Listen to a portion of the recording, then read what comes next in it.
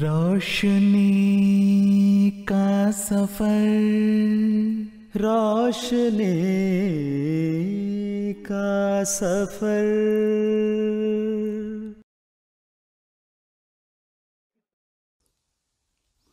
أشهد أن لا إله إلا الله وحده لا شريك له وأشهد أن محمدا عبده ورسوله أما بعد فأعوذ بالله من الشيطان الرجيم بسم الله الرحمن الرحيم يا أيها الذين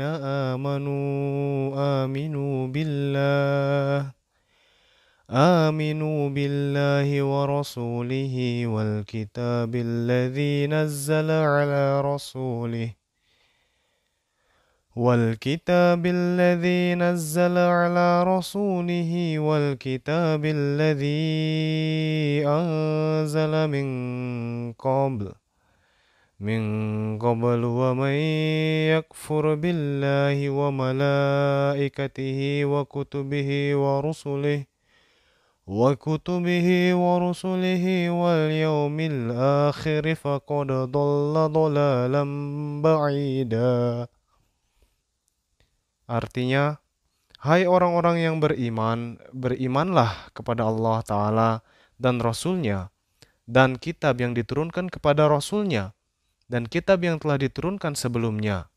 Dan siapa yang ingkar kepada Allah, dan para malaikat-malaikatnya, dan kitab-kitabnya, dan Rasul-Rasul-Nya, serta kepada hari kemudian, maka sesungguhnya sesatlah ia dengan kesesatan yang sangat jauh. Surah An-Nisa ayat 137. Alhamdulillah, dengan karunia Allah Ta'ala, kita semua mendapatkan taufik untuk senantiasa menjalankan ibadah puasa di bulan Ramadan yang penuh berkah ini. Di dalam riwayat hadis kita dapati bahwa puasa adalah suatu ibadah yang ganjarannya. Di dalam riwayat hadis kita dapati bahwa puasa adalah suatu ibadah yang ganjarannya akan diberikan langsung oleh Allah Ta'ala sendiri kepada hambanya. Semoga Allah Ta'ala senantiasa ridho kepada amal ibadah kita dan memberikan rahmat serta karunia dan maghfirahnya kepada kita semua. Amin. Pada majelis kita hari ini, pada pertemuan kita hari ini, saya akan membahas tentang pentingnya dan cara-cara untuk menjalin hubungan dengan malaikat Allah. Tentu ini juga adalah topik yang menarik dan sangat penting untuk dipahami ya oleh setiap umat muslim, oleh semua umat Islam. Karena keimanan seseorang tidak bisa dikatakan sempurna sebelum ia beriman kepada malaikat. Dari riwayat hadis kita ketahui bahwa suatu kali malaikat Jibril alaihissalam datang menghadap kepada Rasulullah SAW dan bertanya, apakah iman itu? Rasulullah SAW menjawab bahwa iman itu adalah ketika kita percaya kepada Allah Ta'ala dan tidak menyekutukannya, percaya kepada malaikat-malaikat Allah, percaya kepada kitab-kitab suci yang datang dari Allah, percaya kepada para nabi yang diutus oleh Allah Ta'ala, percaya kepada hari kiamat, dan percaya kepada takdir ilahi, baik yang memberikan kebaikan atau yang buruk.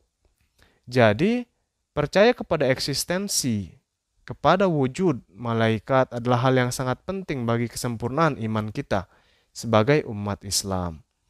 Nah, malaikat adalah makhluk ciptaan Allah Ta'ala yang sifatnya rohani, sehingga tidak bisa dilihat oleh mata jasmani kita. Jikalaupun para malaikat akan menzahirkan wujud mereka kepada manusia, maka mereka tidak akan menampakkan diri dengan wujud asli, sebagaimana yang telah disebutkan di dalam riwayat-riwayat hadis.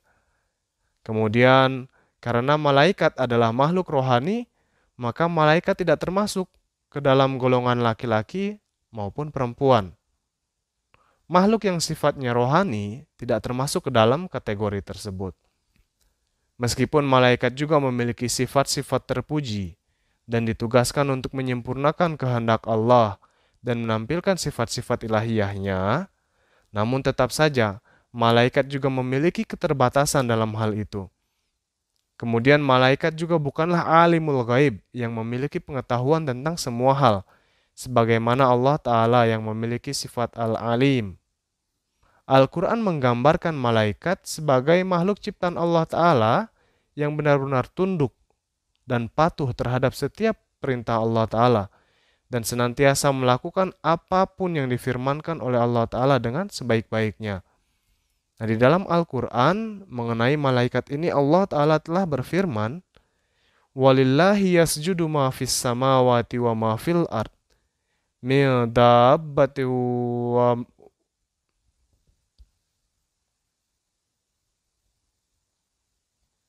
Walillahi yasjudu ma fis samawati wa ma fil ardi min dabbah wal malaikatu wa hum la yastakbirun yakhafuna rabbahum min fawqihim wa yaf'aluna ma yu'marun."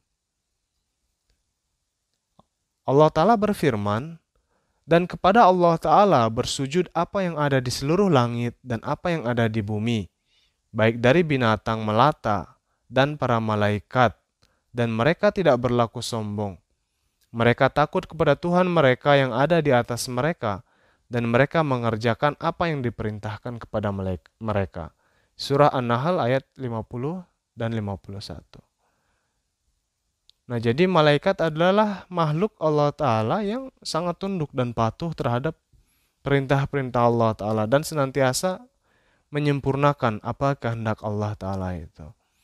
Nah, lalu kenapa sih umat Islam itu perlu untuk menjalin hubungan yang erat dan khusus dengan malaikat? Jawabannya adalah karena para malaikat adalah makhluk ciptaan Allah Ta'ala yang ditugaskan untuk menyempurnakan perintah-perintah Allah Ta'ala dan juga merupakan wujud yang melalui mereka sifat Allah Ta'ala itu termanifestasi. Malaikat adalah makhluk yang menjadi sarana penyambung hubungan antara Allah Ta'ala dan umat manusia sebagai makhluk ciptaannya. Malaikat juga ditugaskan untuk membantu tugas-tugas dan misi-misi dari para nabi dan rasul yang dikirimkan oleh Allah Ta'ala untuk memberikan petunjuk kepada umat manusia dan membimbing mereka. Meskipun terbatas, malaikat juga memiliki sifat-sifat terpuji yang patut dicontoh dan dimiliki oleh umat manusia. Pendek kata, banyak sekali alasan dan manfaat yang akan didapatkan oleh umat Islam apabila mereka mampu menjalin hubungan yang khusus dengan malaikat. Namun tentu saja ini bukanlah hal yang mudah ya, karena dibutuhkan pensucian jiwa atau tazkiyah nafs dan usaha yang pantang menyerah serta dawam untuk meraih hal ini. Dan ini bisa berlangsung sampai seumur hidup kita perjuangan ini. Jadi memang membutuhkan pengorbanan dan keteguhan hati yang luar biasa. Nah, sebelum disampaikan apa saja cara yang hendaknya umat Islam lakukan untuk menjalin hubungan yang khusus dengan malaikat Allah, perlu juga kita semua ketahui bahwa ada tingkatan dalam hubungan antara manusia dan malaikat, sebagaimana yang telah dijelaskan oleh Hazrat Muslim Maud, Hazrat Mirza Bashiruddin Mahmud Ahmad radhiyallahu ta'ala anhu di dalam buku beliau berjudul Malaikatullah. Nah, berikut ini saya akan sampaikan 3 tingkatan tersebut. Tingkatan pertama, hubungan antara malaikat dengan manusia adalah layaknya hubungan antara seorang musafir yang lupa terhadap jalan yang akan ia tuju. Lalu kemudian ada seorang lainnya yang datang menghampirinya, lalu memberitahu arah jalan yang benar menuju tujuannya tersebut. Demikian juga, ketika manusia memiliki keinginan dan berusaha untuk mencari serta melangkah menuju jalan yang benar dan sesuai dengan kehendak ilahi, maka pada saat itu juga malaikat akan menghampiri dan memberikan petunjuk yang benar agar orang tersebut bisa sampai kepada jalan yang benar tersebut. Hubungan ini layaknya antara 2 orang yang belum saling mengenal dan asing terhadap satu sama lainnya, namun mulai terjalin hubungan yang baik dan berlandaskan kepada kejujuran tadi, kebenaran. Nah, hubungan ini disebut juga dengan lamai malaika atau gerakan malaikat. Itu adalah tingkatan yang pertama. Tingkatan yang kedua dari hubungan antara malaikat dan manusia adalah seperti hubungan antara 2 sahabat. Tentu saja, ketika hubungan yang pertama terus dijalin dengan baik, maka akan menghasilkan persahabatan di antara kedua orang tersebut. Demikian juga hubungan ini adalah seperti dua orang sahabat yang melakukan suatu perjalanan. Ketika salah satu pergi ke arah sini, maka sahabatnya itu pergi ke arah yang sama. Demikian juga sebaliknya, karena ia mengetahui bahwa tidak mungkin sahabatnya akan membawa kepada jalan yang tidak tepat. Pada hubungan ini, malaikat dan manusia bersama-sama berjalan ke arah yang satu dan sesuai dengan kehendak ilahi. Hubungan ini adalah suatu hubungan di mana manusia mampu menjadi tempat turunnya malaikat, karena dirinya berjalan sesuai dengan kehendak Allah Ta'ala, sesuai dengan wujud malaikat tadi. Hubungan ini juga disebut dengan ta'ide ruhul kudus atau dukungan roh suci. Kemudian ketika hubungan tersebut terus berkembang dan manusia semakin meningkat standar dan derajatnya dalam keimanan dan kepatuhan pada Allah Ta'ala, maka hubungan itu akan sampai kepada tingkatan yang ketiga, yaitu seperti hubungan antara seorang majikan dengan sahayanya atau pendukungnya. Maksudnya adalah malaikat tidak hanya akan menjadi sahabatnya saja, bahkan malaikat juga mendapat perintah dari Allah Ta'ala untuk patuh kepada manusia tersebut dan senantiasa menghidmati dan menyokongnya, mendukungnya, karena ia telah menjadi kekasih Allah Ta'ala dan memiliki hubungan yang khusus dengan Allah Ta'ala. Oleh karena itu, malaikat akan senantiasa menjadi penghidmat bagi manusia tersebut. Inilah tingkatan hubungan yang dimiliki oleh kekasih-kekasih Allah seperti para nabi, para wali, dan orang-orang suci lainnya, di mana mereka senantiasa menampilkan peristiwa-peristiwa yang mampu memukau mata manusia, menarik hati mereka untuk condong kepada kebaikan dan membuat mereka meninggalkan keburukan-keburukan, serta membuat hal yang pada bayangan manusia adalah hal yang mustahil menjadi mungkin terjadi berkat bantuan dari para malaikat Allah sesuai dengan ridho Allah Ta'ala. Kita bisa saksikan dan baca sendiri bagaimana keadaan bangsa Arab sebelum masa kedatangan Rasulullah SAW. Mereka adalah bangsa yang liar dan tidak segan-segan dalam melakukan keburukan, dan telah tenggelam dalam banyak sekali dosa. Akan tetapi ketika Rasulullah SAW yang meskipun seorang ummi atau orang yang buta huruf, diutus sebagai nabi kepada kaum tersebut, disertai dengan banyak sekali dukungan malaikat Allah untuk menyempurnakan misi beliau, maka terjadi perubahan yang sangat luar biasa dari kehidupan rohani dan jasmani orang-orang tersebut. Orang-orang yang terbiasa meminum minuman keras sebanyak 5 kali sehari, menjadi orang yang menundukkan kepala mereka di setiap sujud ketika mereka mendirikan sholat 5 waktu, bersama dengan sholat-sholat nafal lainnya. Orang-orang yang hatinya sangat keras dan tidak segan melakukan keburukan, menjadi orang-orang yang memiliki hati sangat lembut dan tulus, sehingga mereka senantiasa menitikkan air mata ketika berdoa di hadapan Allah Ta'ala. Orang-orang yang gemar merampok dan menjarah harta orang lain, menjadi orang-orang yang paling banyak mengorbankan harta untuk kepentingan agama Islam dan paling perhatian terhadap keadaan manusia lainnya. Jika bukan dukungan dan pertolongan dari Allah Ta'ala yang dikirimkan melalui para malaikat, maka bagaimana mungkin semua keajaiban tersebut bisa terjadi? Para nabi dan orang-orang suci pilihan Allah mendapatkan penghormatan yang luar biasa dari para malaikat Allah. Mereka memiliki hubungan yang spesial, sehingga para malaikat pun bahkan menjadi penghidmat bagi mereka. Oleh karena itu, sangat penting bagi umat Islam untuk menjalin hubungan spesial dengan malaikat Allah, agar kita senantiasa melangkah di atas jalan yang diridhoi Allah Ta'ala dan mendapat dukungan, serta kemudahan dalam setiap perkara. Pertanyaan penting lainnya lalu muncul. Bagaimana cara agar kita bisa menjalin hubungan yang khusus dengan para malaikat Allah? Dari penjelasan dan rincian terkait malaikat Allah yang ada di dalam Al-Quran dan juga sabda-sabda Rasulullah SAW dalam hadis-hadis Nabawi, kita bisa mengetahui tugas-tugas, ciri-ciri, dan sifat-sifat yang dimiliki oleh para malaikat. Nazrat Mirza Bashiruddin Muhammad Ahmad radhiyallahu ta'ala anhu telah menjelaskan bahwa jika kita ingin memiliki hubungan yang khusus dengan para malaikat, maka caranya adalah kita harus berusaha untuk meniru apa yang dilakukan oleh para malaikat dan juga menyerap sifat-sifat yang dimiliki oleh mereka. Nah, secara singkat, ya, ada 8 cara yang bisa kita lakukan agar kita bisa menjalin hubungan yang spesial dengan malaikat Allah. Yang pertama, beliau menjelaskan adalah dengan cara menyampaikan pesan yang dibawa oleh para utusan Allah. Di dalam Al-Quran, Allah Ta'ala berfirman, فَإِذَا سَوَيْتُهُ وَنَفَخْتُ فِيهِ مِنْ رُوحِي فَقَعُوا لَهُ سَاجِدِينَ. Di dalam surah Al-Hijr ayat 30 ya. Artinya, maka ketika aku memberinya bentuk yang sempurna dan telah aku tiupkan wahyuku ke dalam hatinya, maka jatuhkanlah dirimu bersamanya, sujud kepada Allah. Dari ayat ini seakan-akan Allah Ta'ala memberitahukan kepada kita bahwa salah satu tugas dari para malaikat adalah untuk menyertai para nabi dan dengan menyampaikan menabligkan pesan para nabi tersebut.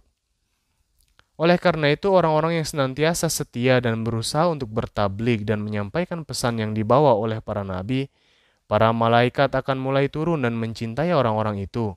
Mereka akan membuat suatu jalinan bersama mereka, karena mereka juga berusaha untuk melakukan salah satu tugas dari para malaikat itu. Cara yang kedua adalah dengan menyebarkan tauhid ilahi kepada umat manusia. Allah Ta'ala berfirman, Syahidallahu annahu la ilaha illahu wal malaikatu wa ulul ilmi qa'iman bil qist la ilaha illa huwal azizul hakim. Surah Ali Imran ayat 19.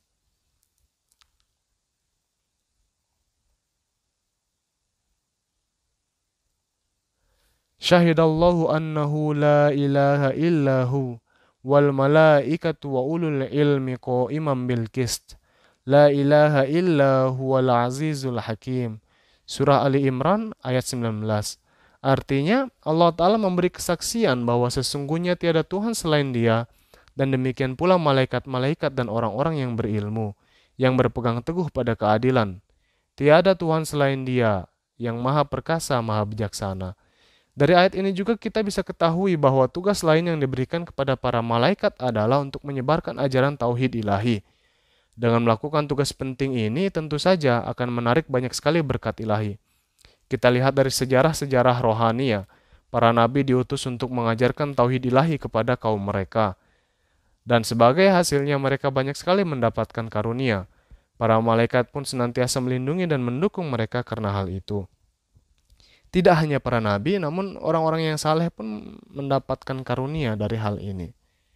Cara yang ketiga yang dijelaskan adalah dengan sebanyak-banyaknya memaafkan dan mengampuni sesama manusia lainnya. Nah, perlu diketahui di dalam hati manusia itu ada suatu gerakan, yaitu untuk menghindarkan diri kita dari berprasangka buruk terhadap orang lain, dan juga memaafkan serta mengampuni kesalahan-kesalahan orang lain. Apabila sifat ini semakin dijunjung dan banyak diamalkan oleh manusia, maka demikian juga malaikat akan menjalin hubungan khusus dengan manusia tersebut. Melalui sifat ini, malaikat akan terus-menerus menarik manusia kepada hubungan khusus tersebut.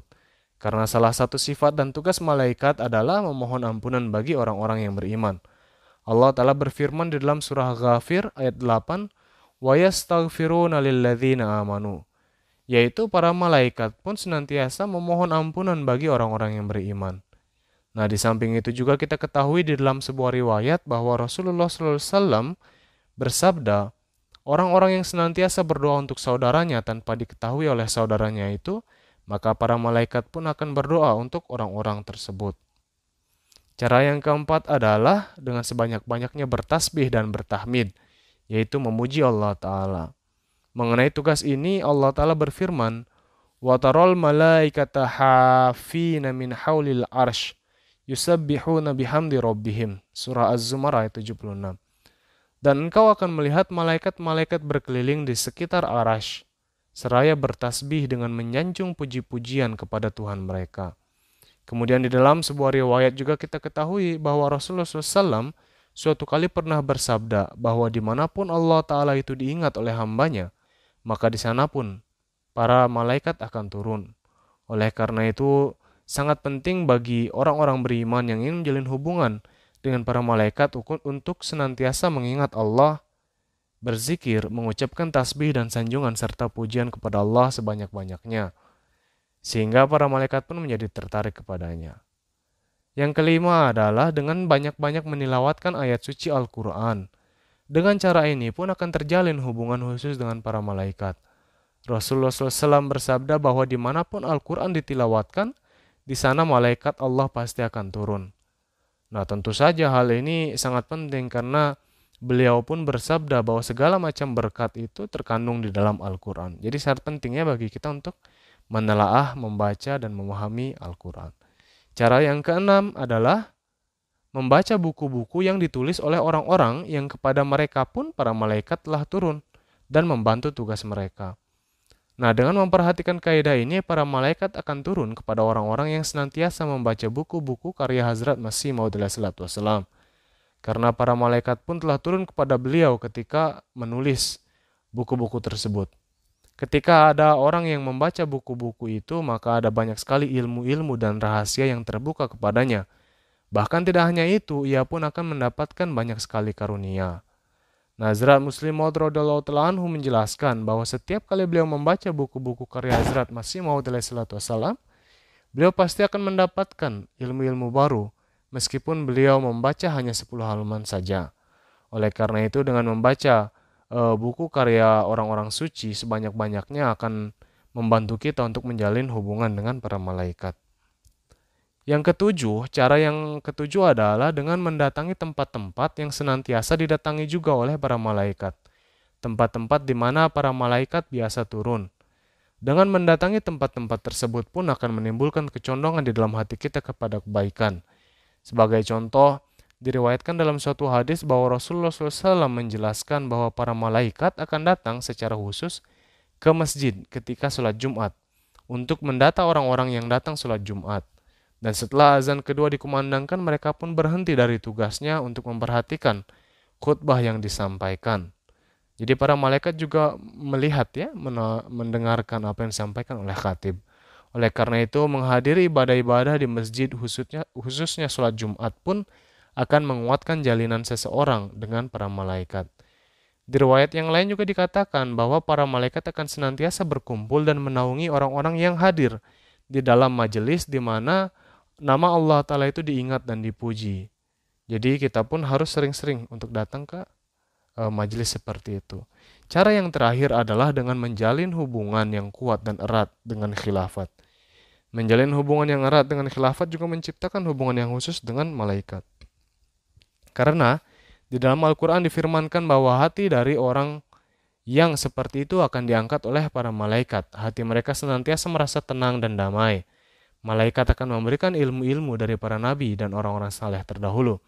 Oleh karena itu, turunnya malaikat kepada seseorang juga berhubungan dengan seberapa eratnya ia memiliki hubungan dengan khilafat. Inilah cara-cara yang telah dijelaskan oleh Hazrat Muslim Maud radhiyallahu ta'ala anhu untuk menjalin hubungan yang khusus dengan para malaikat Allah. Apalagi kita berada di bulan Ramadan yang penuh berkah ini, hendaknya kesempatan ini kita manfaatkan sebaik mungkin untuk melakukan setiap kebaikan-kebaikan dan berusaha untuk menjalin hubungan yang spesial dengan para malaikat Allah. Dengan demikian kita bisa mendapatkan ridha Allah Ta'ala. Mudah-mudahan Allah Ta'ala memberikan kita taufik untuk meniru dan mengamalkan sifat-sifat serta pekerjaan-pekerjaan para malaikat seperti yang sudah dijelaskan sebelumnya. Sehingga kita juga bisa meresapi sifat-sifat malaikat tersebut dan menjalin hubungan yang khusus dengan para malaikat-malaikat Allah. Amin Allahumma amin. Wa akhiru da'wana alhamdulillahirabbil alamin. Assalamualaikum warahmatullahi wabarakatuh.